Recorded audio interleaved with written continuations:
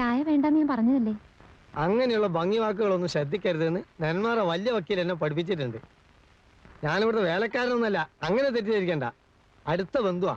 സദാനന്ദനെ നിയന്ത്രിക്കാനാ ഞാനിവിടെ നിൽക്കുന്നത്. ഏത് സദാനന്ദൻ? PS നെന്മാറ, ചെറിയ വക്കീല്. അവൻ എന്നെ ഭയങ്കര പേടിയാ. എന്നോട് ചോദിക്കാതെ ഈ പടി കിടക്കൂല. ഇപ്പൊ എവിടേക്കാ പടി കടന്ന് പോയത്? ഇപ്പൊ പടി കടന്നു പോയത് സ്ഥലം ഞാൻ ചോദിച്ചില്ല. ആ കൊലപ്പുള്ളിയായിട്ടുള്ള എല്ലാ ഇടപാടും ഞാൻ നിർത്തും. കേസ് ബാധിക്കേ ജയിക്കേ തോക്കേ എന്ത് വേണമെങ്കിലും ആയിക്കോട്ടെ. ഒരു കൊലപ്പുള്ളിയിൽ എങ്ങനെ കൂടെ കൊണ്ടെടുക്കാന്ന് പറഞ്ഞാൽ അയാൾ അവാർഡ് വാങ്ങിച്ചൊരു സാഹിത്യകാരനാ. എന്താ അവാർഡ്? ഒരു കൊലപ്പുള്ളി എപ്പോഴും കൊലപ്പുള്ളി തന്നെ. അപ്പൊ പറഞ്ഞു മനസ്സിലായില്ലേ, പുള്ളിയുള്ള കൊല പഴുപ്പിക്കാൻ പറ്റില്ല. ഞാൻ ഈ പുള്ളി കൊല മറ്റേ കാത്തിരിക്കാൻ തുടങ്ങിയിട്ട് നേരത്രയായി. ഇരുന്നിരുന്ന് അഭിമുഖത്തിനുള്ള മൂഡ് പോയി. മൂഡ് എനിക്കും ഇല്ല. മൂഡില്ലാത്ത രണ്ടുപേരും സംസാരിച്ചാൽ നല്ല മൂഡായിരിക്കും. അതാണ് അതിന്റെ സയൻസ്. അല്ലേലും സംസാരിച്ചേ ഒക്കൂ. എനിക്ക് ഒരുപാട് കാര്യങ്ങൾ അറിയാനുണ്ട്. എനിക്കൊന്നും പറയാനില്ല. ഒരു വെറും ജേർണലിസ്റ്റ് ആയിട്ട് എന്നെ കാണരുത്. ഒരു ആസ്വാദകയുടെ ആകാംക്ഷ. ഇനിയും ഇത് അടക്കി വെക്കാൻ എന്നെ കൊണ്ട് സാധിക്കില്ല. എന്താണ് അറിയേണ്ടത്? ഞാനെന്ന വ്യക്തിയെക്കുറിച്ചോ? അതൊക്കെ കോടതി കടലാസിലുണ്ടല്ലോ. അതിലൊന്നും എനിക്ക് താല്പര്യമില്ല. പിന്നെ എൻ്റെ അനുഭവങ്ങളോ?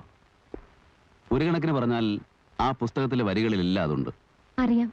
പക്ഷേ വരികൾക്കിടയിലെ പറയാത്ത വാക്കുകളുടെ പൊരുൾ അറിയാനാണ് ഞാൻ ആഗ്രഹിക്കുന്നത്.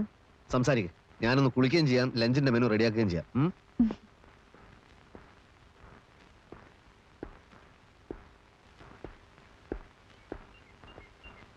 മിസ്റ്റർ നരേന്ദ്രന്റെ ചെറുപ്പം മുതലുള്ള ജീവിതത്തെ പറ്റി നോവലിൽ വലിയ പരാമർശമൊന്നുമില്ല.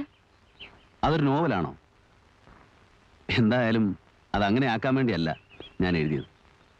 ചിതറിയ കുറേ ചിന്തകൾ ഉറക്കം കിട്ടാത്ത രാത്രികളിൽ എന്തിനു വേണ്ടി എഴുതി വെച്ചു, അത്രമാത്രം. കാര്യമായ ഉദ്ദേശങ്ങളൊന്നും ഇല്ലാത്തതുകൊണ്ട് തന്നെയാണ് അതൊരു ക്ലാസിക് ആയതും. എന്തോ കുട്ടിക്കാലത്തെ പറ്റി ഓർക്കുമ്പോൾ ആദ്യ ഓർമ്മയിൽ വരുന്നത് ഇരുമ്പഴികൾക്കപ്പുറത്തെ അവ്യക്തമായൊരു മുഖമാണ്. അതെൻ്റെ അച്ഛനായിരുന്നു. തൂക്കിക്കൊല്ലാൻ വിധിക്കപ്പെട്ട് ജയിലിൽ കഴിയുന്ന എൻ്റെ അച്ഛൻ. അമ്മയുടെ വിരലിൽ പിടിച്ച് ഞാനൊരിക്കൽ പോയിരുന്നു. അമ്മയുടെ തേങ്ങലും എൻ്റെ ഓർമ്മയിലുണ്ട്. അഴികൾക്കിടയിലൂടെ കൈയിട്ട് അച്ഛൻ എന്നെ കെട്ടിപ്പിടിക്കാൻ ശ്രമിച്ചു.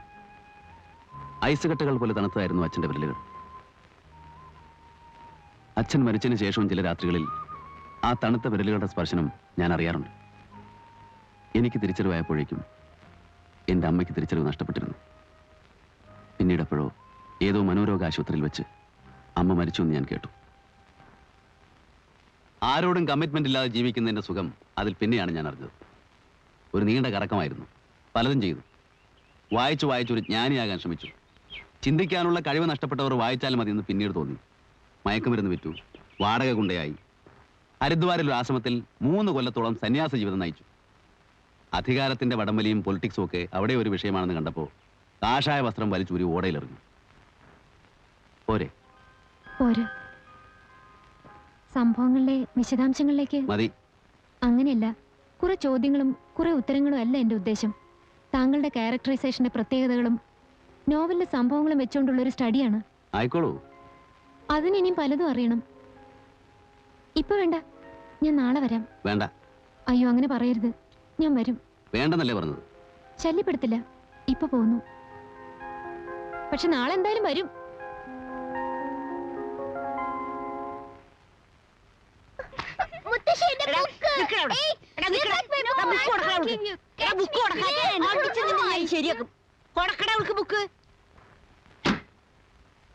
എത്ര ദിവസം കിടക്കാൻ പറ്റും? എത്ര ദിവസം കിടക്കാൻ പറ്റുമെന്ന്? എന്ത്? സിംഹത്തിന്റെ കൂട്ടിൽ ഒരു ആട്ടുംകുട്ടിക്ക് എത്ര ദിവസം കിടക്കാൻ പറ്റുമെന്ന്. കടിക്കോ കൊല്ലോന്ന് അറിഞ്ഞൂടാ. എന്നാൽ ഏത് നിമിഷത്തിലും കടിക്കും ചെയ്യാ, കൊല്ലും ചെയ്യാ. മരിക്കാതെ മരിച്ചോണ്ടിരിക്കുകയാണ് മുത്തശ്ശി ഞാൻ. ഇതാ താക്കോൽ അവര് വന്നാ കൊടുത്തേക്ക്. കുഞ്ഞിക്കണ്ണൻ പോവുക. നീ പറയുന്നത് ഒന്നും എനിക്ക് മനസ്സിലാവുന്നില്ലല്ലോ കുഞ്ഞിക്കണ്ണ. ഞാൻ കൊലപ്പുള്ളി എന്ന് വിളിച്ചത് ആ പുള്ളി കേട്ടു. അത് ഞാൻ പുള്ളിക്കൊലാനാക്കി മാറ്റാൻ ശ്രമിച്ചു. ഏറ്റില്ല. ഉച്ചക്ക് ഊണ് വിളമ്പിക്കൊണ്ടിരിക്കുമ്പോ പ്ലേറ്റിൽ നിന്ന് കണ്ണെടുത്ത് എന്നെ അടിയും കൂടി ഒരു നോട്ടം. സത്യം പറഞ്ഞാൽ ഞാൻ ദഹിച്ചു പോയി മുത്തശ്ശി. എന്നിട്ടൊന്നുമില്ല, ഞാൻ പോവാ. എനിക്ക് ഇവിടുത്തെ കാര്യങ്ങൾ വലിയ വക്കീലിനോട് ചെന്ന് പറയണം. ഞാനാണോ വലുത് അല്ല കൊലപ്പുള്ളിയാണോ വലുതെന്ന് അങ്ങോട്ട് തീരുമാനിക്കട്ടെ. നീ പോയ എനിക്ക് ധൈര്യത്തിന് ആരുമില്ലല്ലോ കുഞ്ഞിക്കണ്ണ. എനിക്കതൊന്നും നോക്കേണ്ട കാര്യമല്ല. എനിക്ക് തൽക്കാലം എന്റെ ജീവനാ വലുത്.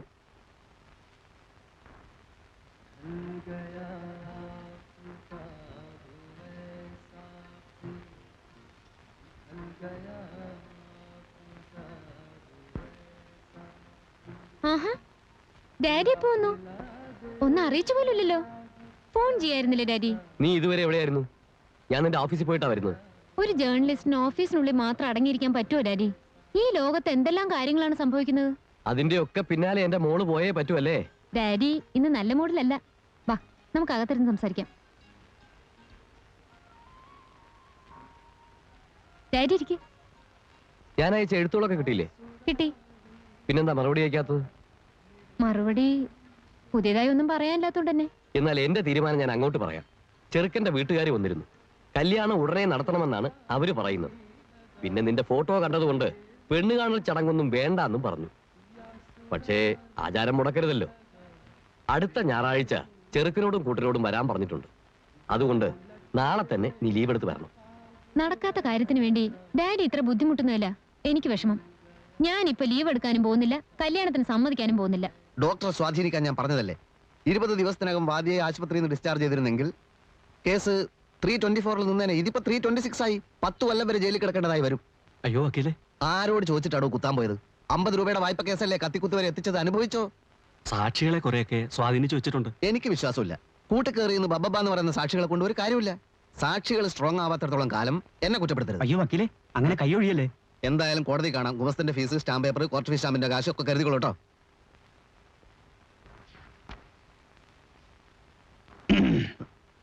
ഇതെവിടേക്കാണ്?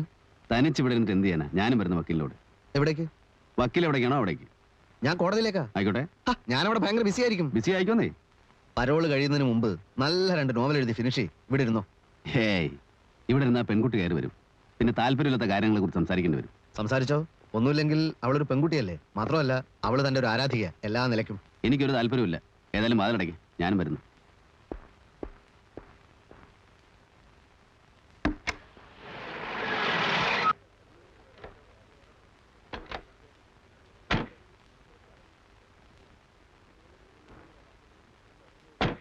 അപ്പൊ എന്താ തന്റെ പരിപാടി? വക്കീലിന്റെ ജോലികൾ നോക്കിയോ, ഞാനിവിടെയൊക്കെ തന്നെ ഉണ്ടാവും. നെല്ലായി കത്തിക്കുത്ത് കേസിന്റെ ക്രോസ് വിസ്താരാണ്. കഴിയുമ്പോൾ ഒരു വഴിയാവും. കാറിനെടുത്ത് കാണാനല്ലേ ഞാനങ്ങ് പോകും. വക്കീല് ചെല്ലേ, വിസ്താരം തുടങ്ങുമ്പോൾ ഞാനും വരാം. എനിക്കും കേൾക്കണം. Good morning sir. ആ, ഉത്തമം വന്നില്ലേ? വന്നു, സാറിന് വേണ്ടി വെയിറ്റ് ചെയ്യവിടെ. ആ, കടലാസൊക്കെ എടുത്തു വെച്ചില്ലേ? എല്ലാം എടുത്തു വെച്ചാണ് സർ. വക്കീലെ, ഞാൻ പറയുന്ന ഒന്ന് കേക്ക് വക്കീലെ. അനന്ത, ഇനി അവധിക്ക് വെക്കുന്ന പ്രശ്നമില്ല. എടോ, കേസ് നടത്തുമ്പോൾ വൃത്തി വേണം. എനിക്ക് സ്ഥിരമായിട്ട് ഇതായിരുന്നല്ലോ പണി. അവിടെ വെയിറ്റ് ചെയ്യടോ, ഞാൻ വിളിക്കാം. വക്കാലത്ത് ഏറ്റെടുക്കാനും കാശ് വാങ്ങിക്കാനൊക്കെ എന്തൊരു പല്ലിളിച്ചാട്ടിലായിരുന്നു. ആത്മാർത്ഥയില്ലാത്ത ഇയാളെ പിന്നാലെ നടക്കുന്നതിൽ ഭേദം ജയിലിൽ കിടക്കുന്ന.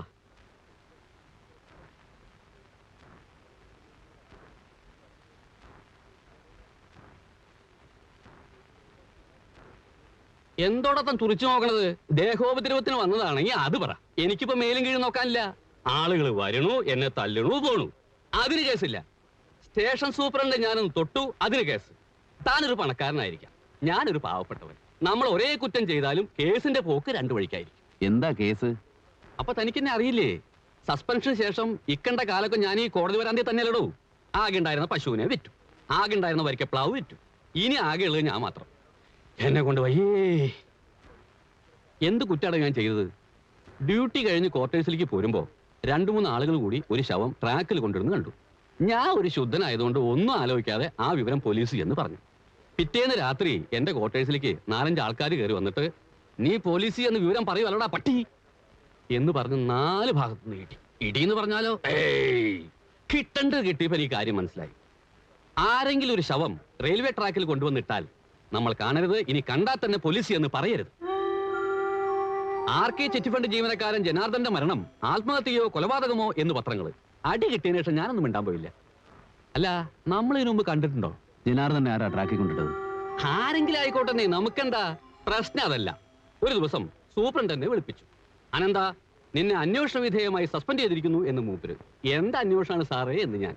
നീ ഡ്യൂട്ടി സമയത്ത് മദ്യപിച്ചു എന്നൊരു കംപ്ലൈന്റ് ഉണ്ടെന്ന് മൂപ്പര്. വേറെ എന്തായാലും കുഴപ്പമില്ല, ഇതുവരെ മദ്യം കൈകൊണ്ട് തൊടാത്ത ആളാ ഞാൻ. ആരുടെ കംപ്ലൈന്റ് ആണ് സാറേ എന്ന് ഞാൻ. അത് നീ മേലധികാരികളോട് പോയി ചോദിക്കുന്നത് മൂപ്പര്. പെട്ടെന്നുള്ള ദേഷ്യം കൊണ്ട് സൂപ്രണ്ടിന്റെ മൂക്കടച്ച് ഒന്നാ വെച്ചു കൊടുത്തു. അതിനുശേഷം ഞാൻ ഇവിടെ തന്നെയാണ്. അടിപിടി കേസ്, കത്തിക്കുത്ത് കേസ്, ബലാത്സംഗ കേസ്, ഇനി എന്റെ തലയിൽ വെക്കാത്ത കേസൊന്നുമില്ല. ഞാൻ ഇത് വല്ലതും അറിഞ്ഞാണോ സാറേ? വക്കീലെ വക്കീലെ വക്കീലെ, ഞാൻ പറഞ്ഞു കേക്ക് വക്കീലെ.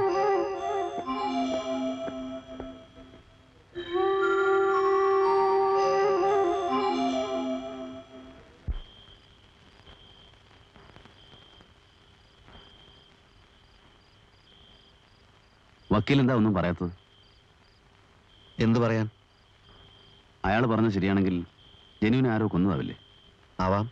അപ്പോൾ അവരാദ്യം പരാതി കൊടുത്തത് ശരിക്കും സംശയം തോന്നിട്ട് തന്നെ ആയിരിക്കും. ആയിരിക്കും. പിന്നെന്താ അവർ പരാതി പിൻവലിച്ചത്? പിൻവലിക്കണമെന്ന് തോന്നി കാണും. അപ്പൊ വക്കീലിനൊന്നും അന്വേഷിക്കായിരുന്നില്ലേ? അന്വേഷിക്കാൻ ഞാനാര്? CBI ഓഫീസറോ ഡിറ്റക്റ്റീവോ? നേരെ ഒരുപാടായി. വന്നു കിടന്നുറങ്ങും.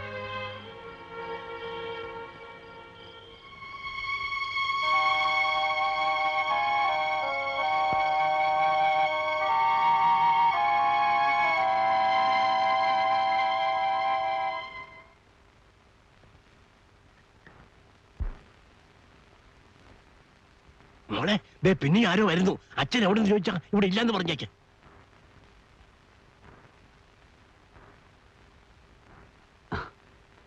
എന്താ? പറയാം. അതിനു മുമ്പ് ഒരു കാര്യം. ഒരു ശത്രുവിനോടെന്ന പോലെ എന്നോട് പെരുമാറരുത്. ഞാൻ നിങ്ങൾക്കൊരു ദ്രോഹവും ചെയ്യില്ല.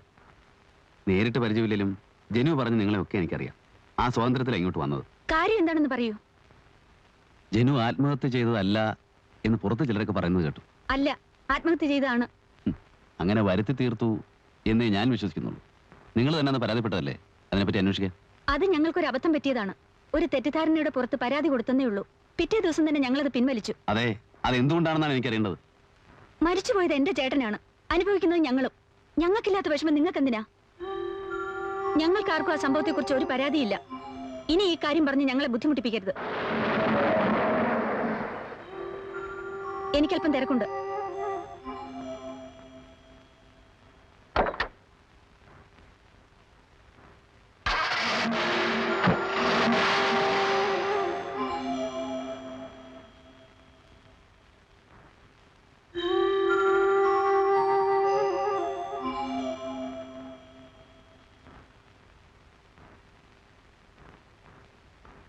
ഇതിലേതാ പ്രിന്റ് ചെയ്യണ്ടേ? ഇത് ശരി.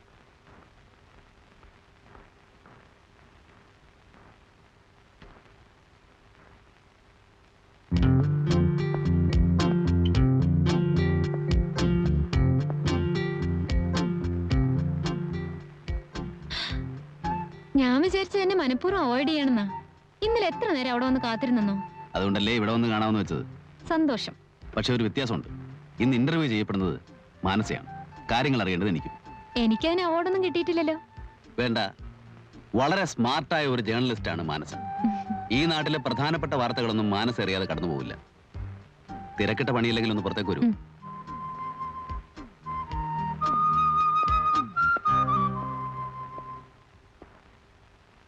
വളച്ചു കെട്ടാതെ കാര്യം പറയാം. എനിക്ക് ഈ ലോകത്ത് ഒരേ ഒരു കൂട്ടുകാരനെ ഉണ്ടായിരുന്നുള്ളൂ. ജനാർദ്ദനൻ. കുറച്ചാൾ മുമ്പ് അയാൾ മരിച്ചുപോയി. ഞാനപ്പോൾ ജയിലിലായിരുന്നു. ആത്മഹത്യയാണെന്നായിരുന്നു കേട്ടിരുന്നത്. പക്ഷേ ഇപ്പൊ കിട്ടിയ സൂചനകൾ വെച്ച് നോക്കുമ്പോൾ ജനുവിനെ ആരോ കൊന്നതാണ്. പോലീസ് അന്വേഷണം ഒന്നും ഉണ്ടായില്ലേ? ജനുവിന്റെ ബോഡി ട്രാക്കിൽ കൊണ്ടുപോയിടുന്നത് കണ്ടു എന്ന് പോലീസിൽ റിപ്പോർട്ട് ചെയ്ത ഗാങ്മാൻ ഇപ്പോൾ സസ്പെൻഷനിലാണ്. കൊലപാതകമാണെന്ന് പരാതിപ്പെട്ട ജനുവിന്റെ വീട്ടുകാർ പിന്നീട് നാവ് ഉയർത്തിയിട്ടില്ല. വലിയ കൈകളാവണം പുറകിൽ. അന്ന് ഏതോ ഒരു പത്രത്തിൽ കൊലപാതകമാണെന്ന് പറഞ്ഞ് വിശദമായ ഒരു റിപ്പോർട്ട് വന്നിരുന്നതായി വക്കീൽ പറഞ്ഞു. ആ പത്രവും തപ്പിയെടുക്കാൻ മാനസിക് എന്നെ സഹായിക്കാമോ? ജനാർദ്ദനൻ അല്ലേ? അതെ. പത്രം ഏതാണെന്ന് നമുക്ക് കണ്ടുപിടിക്കാം.